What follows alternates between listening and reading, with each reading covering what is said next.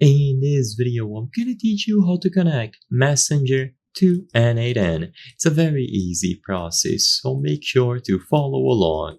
In order to establish a connection between Facebook Messenger and N8N, you need to use the developer tools available in Meta or Facebook. So to start, instead of going to N8N, go to developers.facebook.com. You will also need a Facebook account, of course.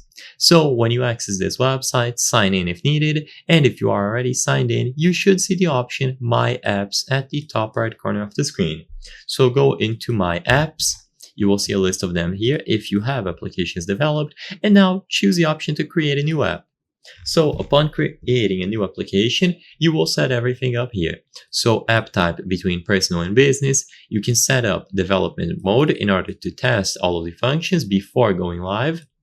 And once you set up test mode, the very first thing that you will have to do is set up a callback URL and verify token. Configure a custom webhook URL or use services to help you set up an endpoint. So now what we're going to be doing is adding a webhook onto N8N. So if you go over to N8N and you look for web, you can find webhook. Starts the workflow when a webhook is called. So choose this option and set it up here. So you will have the test URL and test path, authentication, and so on. And of course, make sure that you do everything in test first, and then you can switch over to the production environment. So copy all of these addresses, input them here accordingly, verify, and save. Afterwards, generate the access token by connecting Facebook pages, and you will be able to get this done.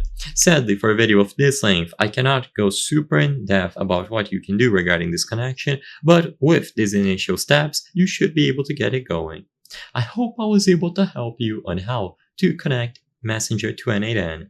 If this video helped you, please be sure to leave a like and subscribe for more very easy tips. Thank you for watching.